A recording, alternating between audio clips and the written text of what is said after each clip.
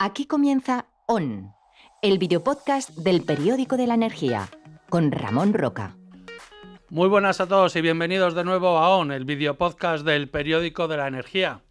Llevamos unos años convulsos en los mercados energéticos, desde hace prácticamente 4 años, cuando nos visitó el maldito coronavirus y generó esa pandemia mundial, pues trastocó bruscamente los mercados. Y luego, pues el maldito de Vladimir Putin lo remató, generando una de las mayores crisis de precios que se haya dado en la historia de la humanidad.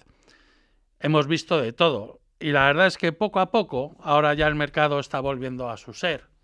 Parece ser que ya el gas pues va retrocediendo sus precios y eso se está trasladando a los mercados eléctricos. De todo ello vamos a hablar largo y tendido con nuestro invitado de hoy, que ya les digo que es un hombre que lleva muchos años detrás de, no digamos de los mercados, pero sí trabajando con ellos y trabajando con previsiones de precios para saber más o menos por dónde van a ir los tiros. Y eso ayuda y mucho a todos los que se dedican al desarrollo de la generación renovable y de almacenamiento.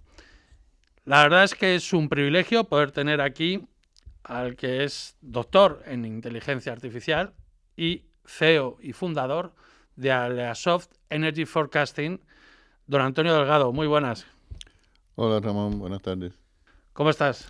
Muy bien, sobre todo agradecerte que me hayas invitado a tu video podcast, que siempre lo seguimos.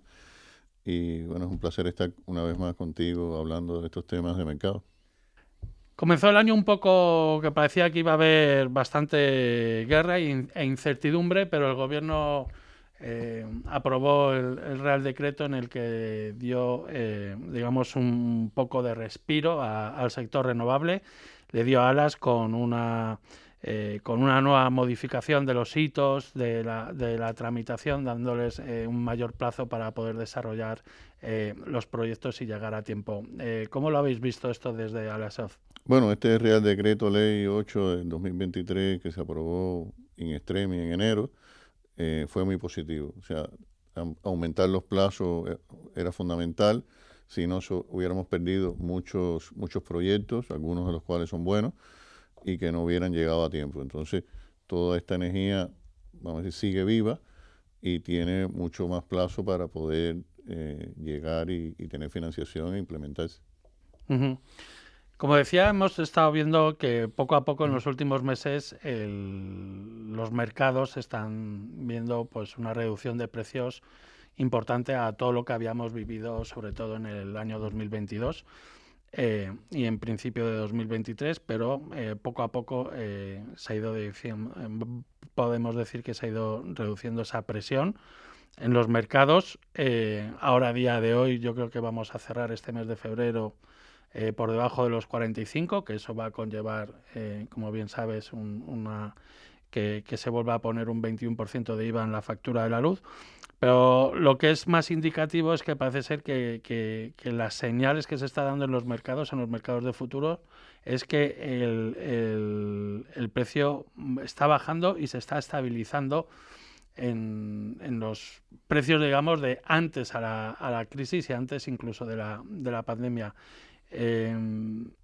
¿Cómo lo veis? ¿A qué se está debiendo esta bajada de los precios tan brusca que se está dando, por ejemplo, en este mes de febrero?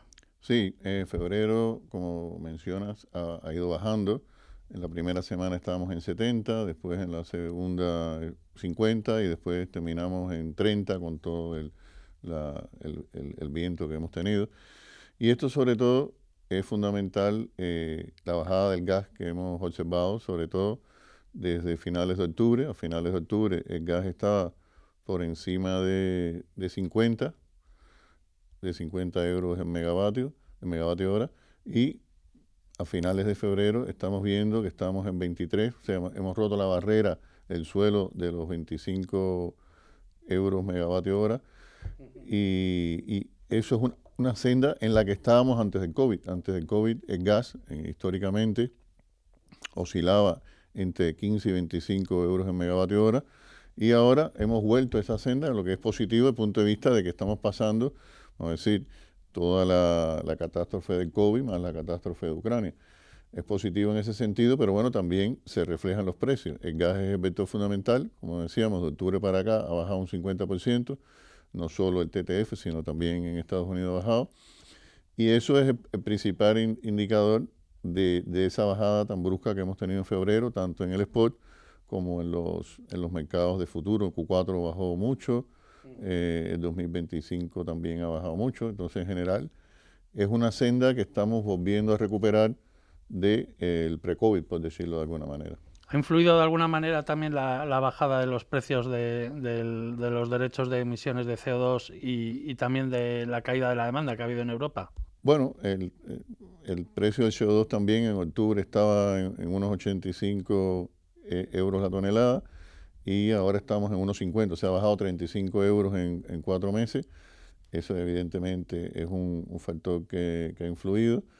También la demanda ha sido relativamente baja en este invierno, ha sido un invierno relativamente suave comparado con otros que teníamos. Y eso también influye, bueno, en el consumo eléctrico y en el consumo de gas. Teníamos, vamos a decir, mucho gas almacenado desde el otoño, hemos ido almacenando durante el 2023, con lo cual no nos pasó como nos había pasado en el 2021, que nos habíamos quedado sin gas. Y ahora, bueno, se afrontó bien el invierno, como te decía, que fue relativamente suave. Y ahora, sobre todo, esto que está pasando en febrero, que estamos teniendo viento, hemos tenido bastantes eventos con mucho viento y mucha producción eólica, ha hecho que el precio baje. Y también los mercados de futuro se influencian mucho por las bajadas bruscas del spot. Entonces, todas estas causas hacen que, bueno, estemos llegando a precios pre-COVID de alguna manera. ¿Y esto cómo se traduce, digamos, o cómo se traslada al sector renovable? Me refiero a la hora de la contratación o de los acuerdos de PPAs entre un desarrollador y un comprador corporativo. ¿Hacia dónde va? ¿La tendencia de los PPAs está yendo hacia abajo otra vez de nuevo? Pues, entiendo yo que estos contratos a largo plazo, pues ahora, pues si todo lo que se había cerrado en estos últimos años, pues a lo mejor ahora se puede quedar otra vez en papel mojado, ¿no? ¿Cómo puede afectar esto al desarrollo de los PPAs? Bueno, esto para los desarrolladores, para los sponsors, es un desastre. O sea, los precios de los PPAs en febrero han bajado mucho. Bueno, venían bajando ya, como hemos dicho, la bajada que hemos tenido en los precios en general y el precio del gas desde octubre para acá.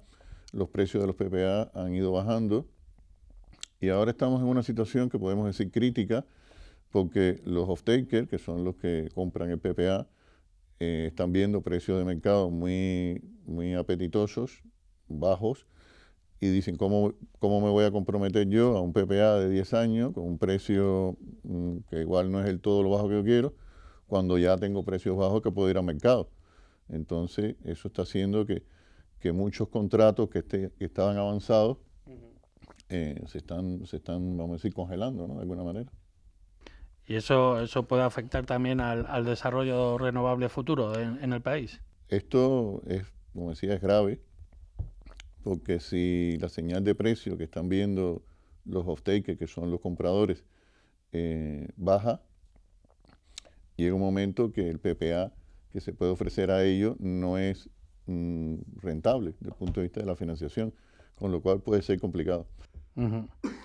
Antón, quería saber también bueno, se ha hablado mucho en estos, ya empezó a hablarse sobre todo el año pasado, en 2023, pero ya se está hablando también en este 2024 de la importancia del almacenamiento para el sistema eléctrico nacional.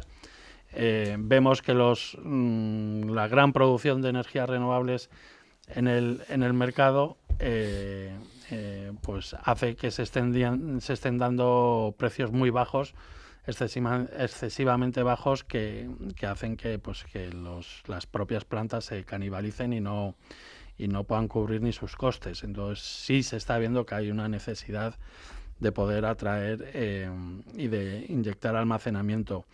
pero está tardando. ¿Cómo lo veis vosotros desde Arasoft?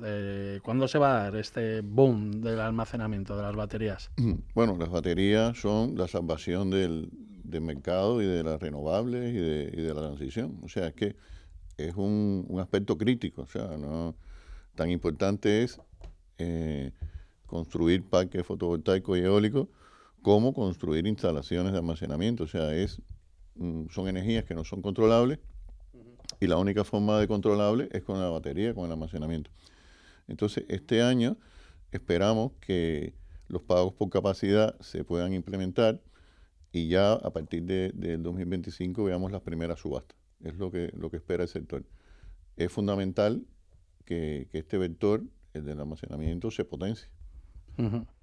¿Y cómo veis esto? O, digamos, en vuestras previsiones de precios, cuando hacéis vuestras curvas y pues teniendo en cuenta todos estos efectos, cuando le inyectáis baterías, ¿cómo queda la cosa? Digamos, ¿qué es lo que prevéis vosotros para cuando llegue el almacenamiento? ¿Cómo puede quedar la cosa y cómo puede quedar la curva de precios en España?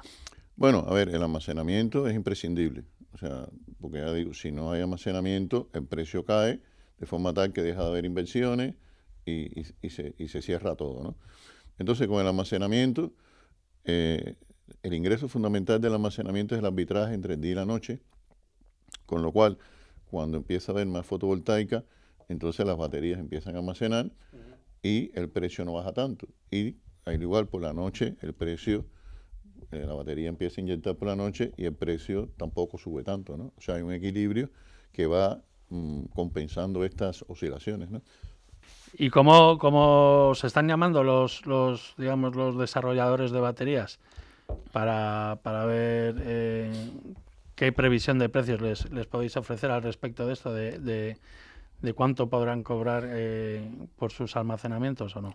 Bueno, nosotros hemos creado una división en la empresa que para todo el tema de almacenamiento, hacer una serie de herramientas para ayudar a lo que es la gestión de la batería en el corto plazo, para ver el ingreso que va a tener esa batería y para diseñar la batería. Como sabes, hay baterías de 4 horas, de 2 horas, 1 hora, y también hay baterías stand-alone y baterías que se pueden poner como parte de la hibridación de un parque, ¿no? Para un parque tanto fotovoltaico como eólico es fundamental que tenga hibridación también. Entonces tenemos una serie de herramientas que hemos ido desarrollando para hacer estos cálculos, ¿no? O sea, cuál es la mejor batería que hay que poner o la capacidad de batería que hay que poner para que ese parque sea lo más rentable posible. Con todo esto, es decir, con la solar, con la eólica, con esta mayor integración de las renovables, con ese almacenamiento, ¿qué es lo que le falta, digamos, a qué otros vectores veis desde Aliasoft para que esta transición energética vaya avanzando y vaya dando sus pasos? Bueno, los dos vectores que has mencionado son fundamentales, ¿no? O sea, el desarrollo de eólica y fotovoltaica, el desarrollo de la batería, que es, vamos a decir, imprescindible. El otro vector que tenemos son las redes. O sea, hay que desarrollar las redes, la red de transporte, la red de distribución y los intercambios internacionales. Es fundamental.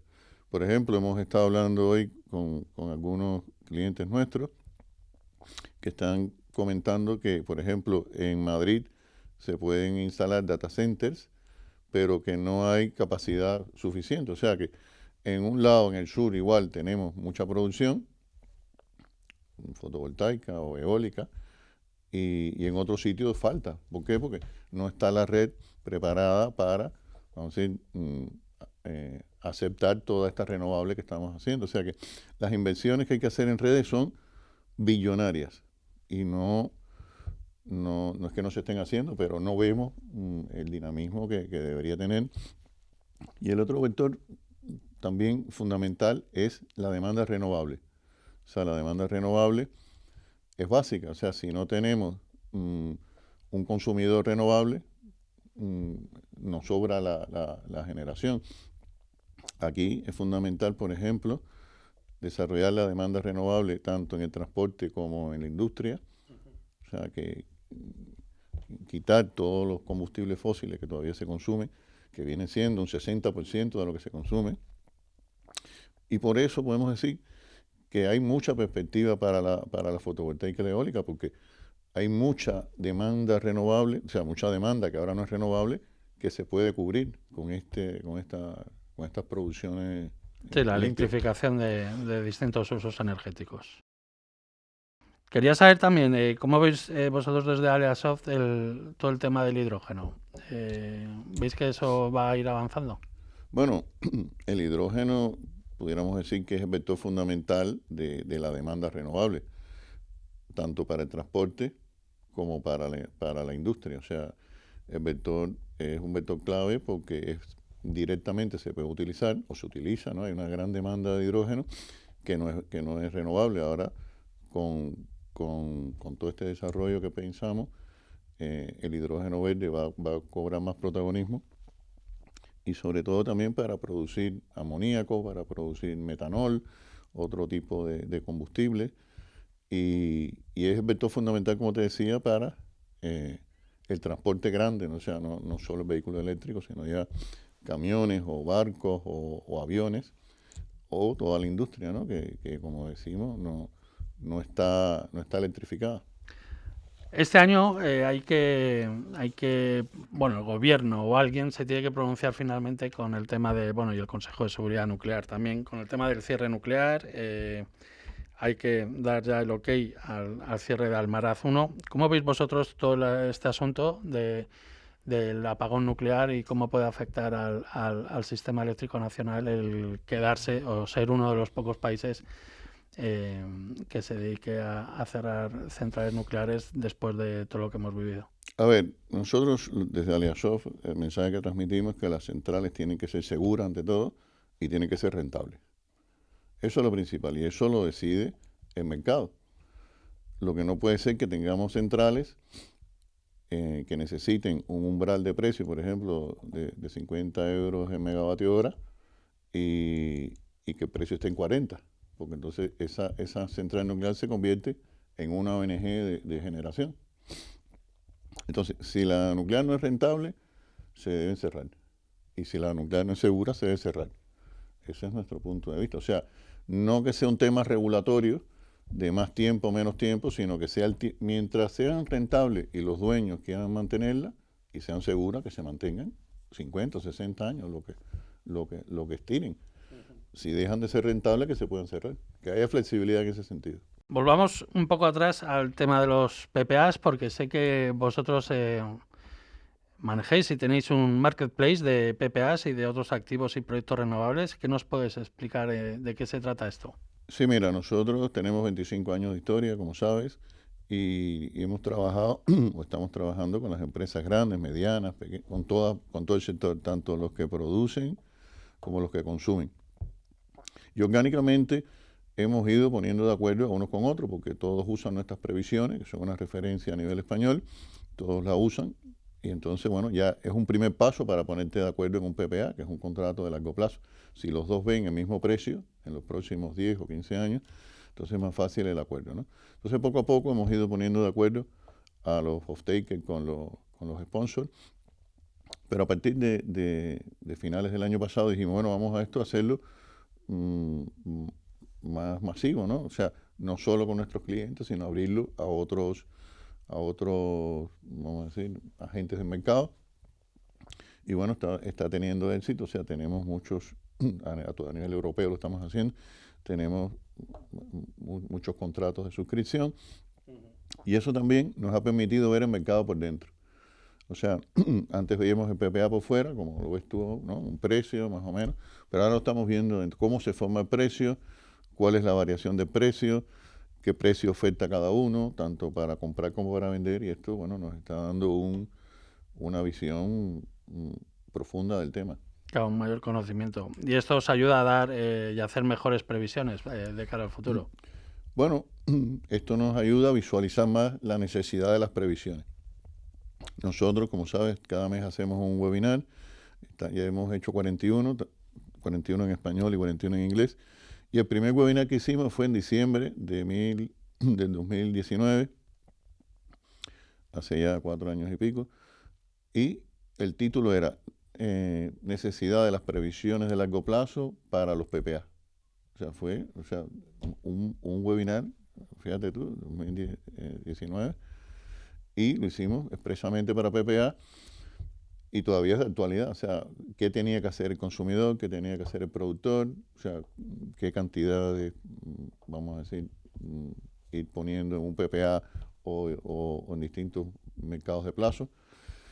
Y bueno, siempre hemos potenciado este tema de la previsión, que es imprescindible para hacer un PPA, tener buenas previsiones. He destacado en tu presentación que eres doctor en inteligencia artificial, porque sois de las pocas consultoras que os dedicáis a esto de la previsión de precios que habéis utilizado la inteligencia artificial desde hace bastantes años. Y quería saber si realmente ha sido un acierto y ha funcionado esto de la IA. Bueno, la inteligencia artificial ahora está de moda, ¿no? Yo creo que el año 2023 ha sido un punto de inflexión en cuanto a la inteligencia artificial, de sus usos, sus aplicaciones y sobre todo que la gente la conozca, ¿no? O sea, la gente lo oía mencionar pero no sabe lo que es. Ahora lo ves. O sea, ahora tú en ChatGPT haces una pregunta y te responde y buscas cosas. O sea, que ya lo hacen los chicos en los coles. O sea, todo el mundo lo utiliza, ¿no? El tema gráfico también. O sea, ya la gente está viendo la inteligencia artificial. Pero la inteligencia artificial tiene mucho más de 50 años, o sea, 60 años tal vez. Había muchas cosas ya que estaban creadas desde hace mucho y no se utilizaban porque, vamos a decir, los medios técnicos, los ordenadores no eran lo suficientemente potentes o rápidos. Y ahora, bueno, con toda la potencia de cálculo que hay, más la potencia de almacenamiento de datos infinitos que se pueden analizar, ahora es que se está viendo, vamos a decir, el salto cualitativo de la inteligencia artificial. Nosotros desde el primer momento hemos utilizado una metodología basada en inteligencia artificial y que ha funcionado en todos los mercados, o sea, en todos los horizontes, corto, medio, largo plazo, en mercados de gas, para calcular la demanda, los precios de mercado eléctrico. O sea, ha funcionado, que eso ha sido también un gran logro, ¿no?, que hemos obtenido en estos 25 años. Que las previsiones sean buenas, robustas y estables durante todo el tiempo.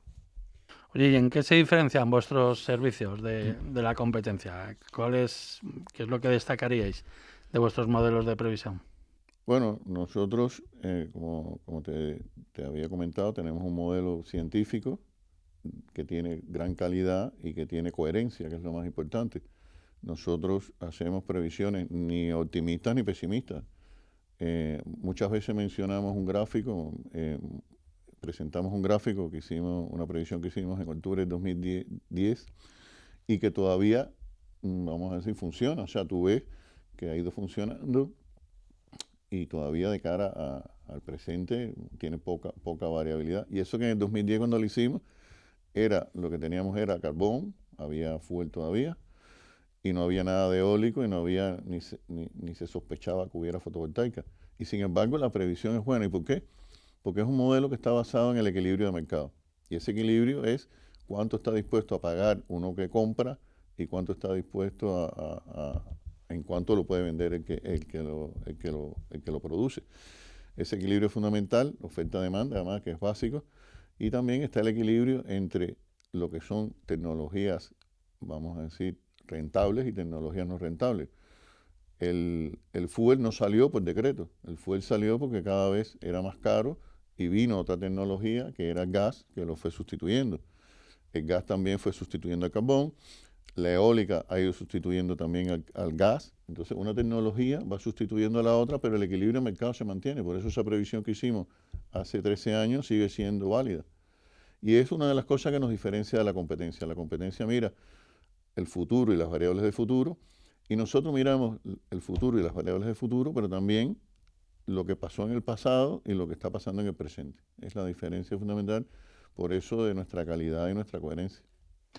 Como has comentado, cumplís este 2024 25 años, prácticamente habéis vivido en pareja con el mercado eléctrico, casi como una especie de matrimonio.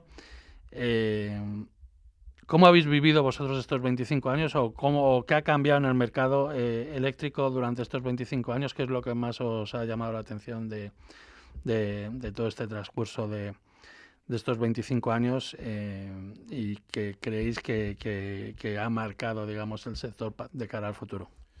Bueno, estos 25 años han sido de cambio.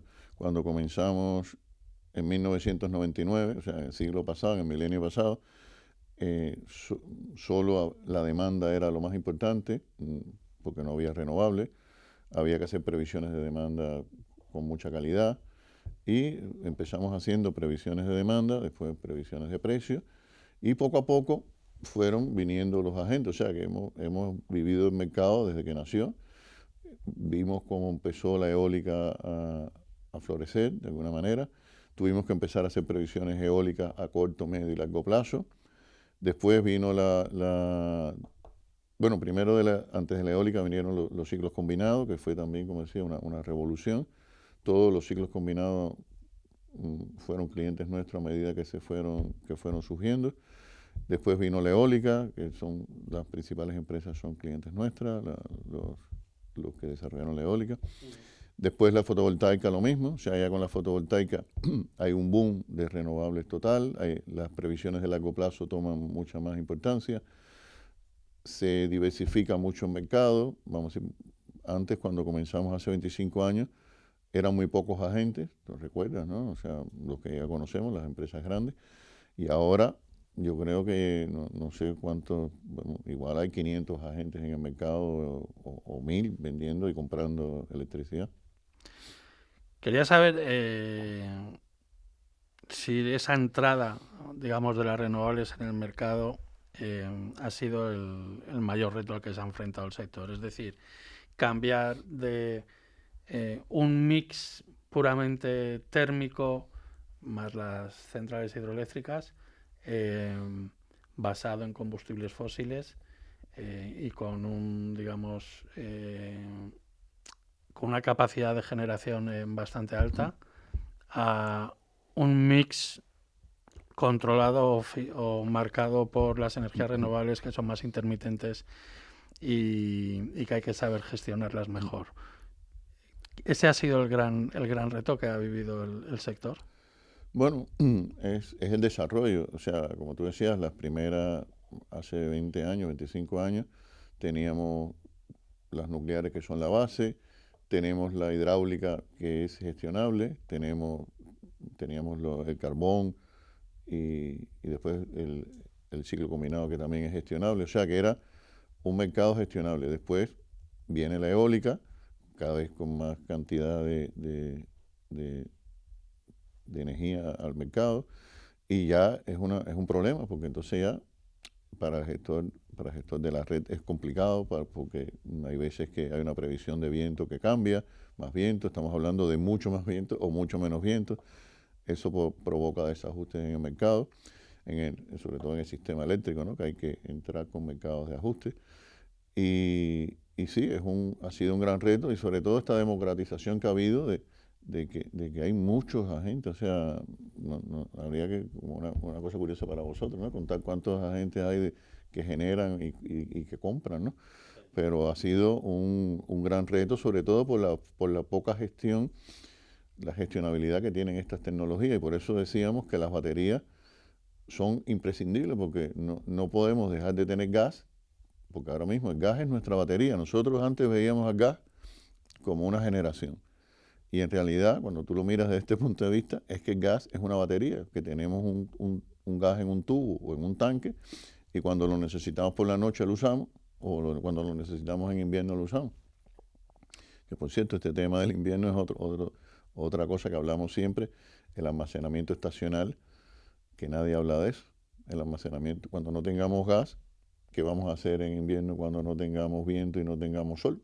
O sea, es como... Bueno, ya se verá, ¿no? Pero hay que ir pensando, sobre todo el hidrógeno que habíamos hablado antes, no solo como vector fundamental para la industria del transporte, sino como un vector de almacenamiento estratégico para el invierno, o sea, producir cuando tengamos renovables, almacenarlo y usarlo en el invierno, si es que realmente nos creemos la descarbonización y que no vamos a tener los ciclos combinados disponibles cuando no tengamos ningún combustible fósil. Vamos a ir ya acabando, pero sí no quería dejar de comentar contigo el tema de la reforma del mercado. ¿Crees que era necesario tanto revuelo como se ha montado para luego a lo mejor no haber avanzado tanto como nos han querido vender? Es decir, porque se decía que el mercado estaba roto y lo ponían todo el mundo lo criticaba. ¿Cómo lo habéis visto vosotros? Y si creéis que el mercado necesita más cambios o necesita algún cambio de cara al futuro. Bueno, nosotros, como tú conoces, publicamos en tu diario 2 veces a la semana, de media, y siempre lo hemos dicho, o sea, el mercado marginalista es lo que había, lo que hay, lo que habrá, porque no se ha encontrado otra cosa mejor. O sea, se critica mucho, pero funciona. Cuando el COVID funcionó, y después ahora con la crisis esta de Ucrania también ha funcionado. O sea, la gente decía, claro, sube el precio de mercado porque sube el gas. Sí, o sea, no es que sube el precio de mercado porque está mal diseñado, todo lo contrario. No, la especulación estuvo en el mercado del gas. Bueno, más que todo fue la manipulación de Rusia, que en el 2021 ya sabía que iba a invadir a Ucrania y empezó a cortar porque pensó que presionando a Europa con los precios de la energía, Europa no ayudaría lo suficiente a Ucrania y haría la vista gorda, que no ha sido así evidentemente, y los precios por eso subieron a 200, 250, pero el mercado funcionó, el mercado marginalista funciona porque no solo funciona en el mercado spot, sino que ese mercado después es el que se toma de referencia para los próximos 20 años, todo el futuro, y también en lo que no ve la gente, ¿no? Los mercados de ajuste, que todos son marginalistas también. Entonces, todo es coherente y todo funciona, más un mercado integrado en Europa, el mismo mercado. Entonces, cuando el precio subía, había gente que hablaba de reformarlo. Ahora que el precio está bajando, nadie dice nada. O sea, estos días que hemos tenido precio de cero, ¿no? Algunas horas, nadie dice que hay que reformar el mercado, ¿no? Pero tenemos que acostumbrarnos que hay veces que son altos los precios, otras veces bajos, en función de el precio del gas, el precio del CO2 o las renovables como están produciendo. Oye, quería saber si en estos 25 años sí hemos visto que ha cambiado el mercado, pero han cambiado, digamos, los compradores, han cambiado los clientes vuestros. ¿Cómo, digamos, se ve el mercado o cómo se ha visto el mercado de distinta manera durante todos estos años? Si, digamos, las necesidades de vuestros clientes han cambiado, ¿qué nos puedes contar? Bueno, evidentemente, cuando comenzamos, como te decía, hace 25 años, lo único importante para hacer la previsión de precios y hacer las ofertas para el día siguiente era la previsión de demanda para los próximos 7 días o 10 días. Porque con esa demanda se hace la generación de las ofertas de venta de compra. Después, cuando viene la eólica, bueno, surgen nuevos agentes, nuevas necesidades, servicios de previsiones de producción eólica a corto, medio y largo plazo. Después con la fotovoltaica pasa lo mismo, o sea, van surgiendo nuevas necesidades, con lo cual en la empresa hemos tenido que poco a poco abrir, de comenzar a hacer previsiones de demanda a corto plazo, medio, largo, precios, eólica, fotovoltaica, hidráulica, bueno, todo tipo de previsiones que tenemos que hacer y además las hacemos para todos los mercados europeos, en todos los horizontes temporales. Y bueno, ya vamos a rematar esta entrevista con Antonio Aliasov, felicitándoles por su 25º aniversario, y lo que sí me entra es curiosidad es saber cómo vais a celebrarlo, que tenéis previsto hacer algo. Sí, estamos hablando con alguna gente que a ver si nos ayudan a montar algún tipo de actividad de celebración en octubre, entonces estamos gestionando este tema para poderlo celebrar con nuestros clientes o clientes potenciales, ¿no? Ajá, muy bien, pues habrá una fiesta para celebrar los 25 años de Aliasov. Pues no se lo pierdan. Pues muchísimas gracias, Antonio Delgado, por haber acudido a ON, al videopodcast del periódico La Energía, y haber estado charlando un rato sobre energía. Gracias, Ramón, por esta invitación y siempre es muy agradable poder hablar contigo. Pues ya nos despedimos y ya les cuento que el próximo programa va a ser de algo que ha dejado aquí caer el invitado de hoy, los data centers y la demanda eléctrica. Hablaremos de ello en el próximo programa. Nos vemos dentro de los próximos 15 días. Hasta luego.